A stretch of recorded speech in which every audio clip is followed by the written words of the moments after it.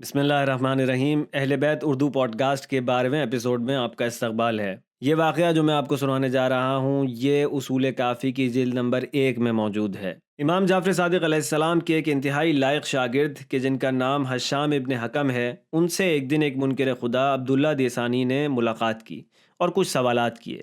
عبداللہ: کیا تمہارا کوئی خدا ہے؟ حشام: ہاں۔ عبداللہ: کیا تمہارا خدا قادر ہے؟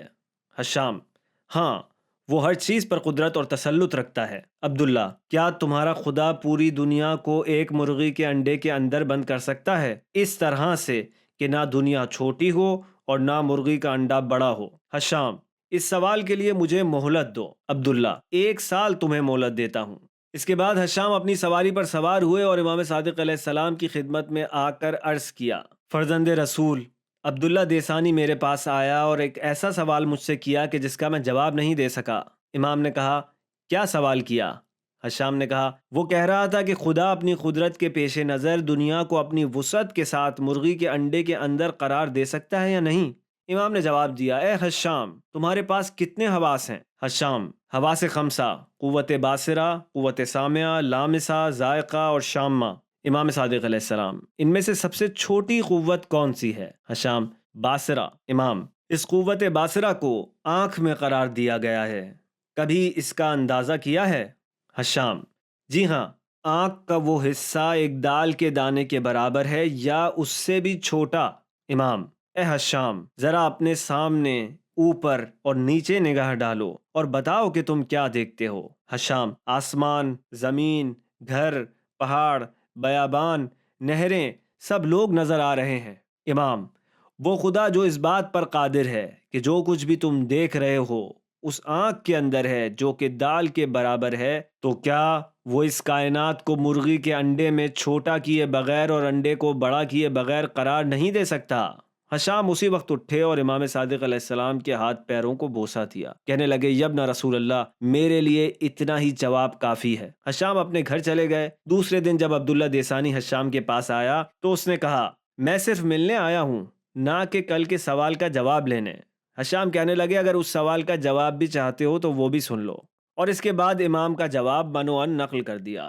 عبداللہ دیسانی نے چاہا کہ خود امام کے پاس جائے اور سوالات کرے، لہٰذا وہ امام صادق علیہ السلام کے گھر آ کر ان کی زیارت سے مشرف ہوا اور کہنے لگا: جعفر ابن محمد، مجھے میرے معبود کی طرف رہنمائی کیجیے۔ امام نے کہا: تمہارا نام کیا ہے؟ اس سوال کو سن کر عبداللہ باہر چلا گیا، اپنا نام نہیں بتایا۔ اس کے دوستوں نے اس سے پوچھا کہ تم نے اپنا نام کیوں نہیں بتایا؟ اس نے جواب دیا کہ اگر میں اپنا نام عبداللہ یعنی بندہ خدا بتاتا تو وہ فوراً پوچھتے کہ جس خدا کے تم بندے ہو وہ کون ہے؟ عبداللہ کے دوست کہنے لگے کہ جاؤ اور اب کی دفعہ امام سے کہو کہ آپ مجھے میرے معبود کی رہنمائی کریں، میرا نام نہ پوچھیے۔ عبداللہ گیا اور اس نے پھر ایسا ہی کیا۔ امام نے فرمایا کہ جاؤ، فلاں جگہ جا کر بیٹھ جاؤ۔ عبداللہ جا کر بیٹھ گیا۔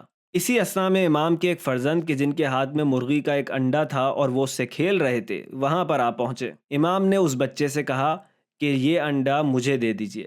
امام نے انڈے کو ہاتھ میں لیا اور عبداللہ کو متوجہ کرتے ہوئے کہا: اے عبداللہ، ذرا اس انڈے کی طرف نگاہ کرو۔ یہ انڈا کتنی چیزوں پر مشتمل ہے۔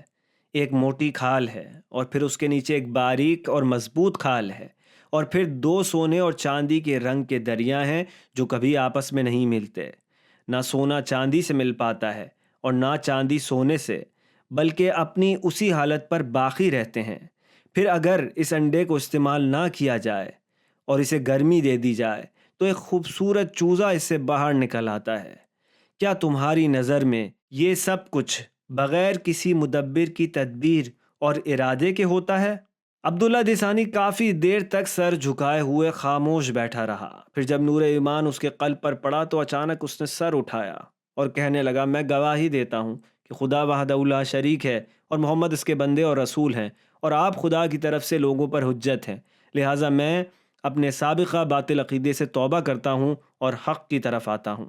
داستان یہاں پر ختم ہوئی۔ پروردگار عالم بحق اہل البیت نبوہ ہم کو اہل بیت کے بیان کردہ معارف سے مستفید ہونے کی توفیق عطا فرمائے۔ آپ کی سماعتوں کا شکریہ۔ خدا حافظ۔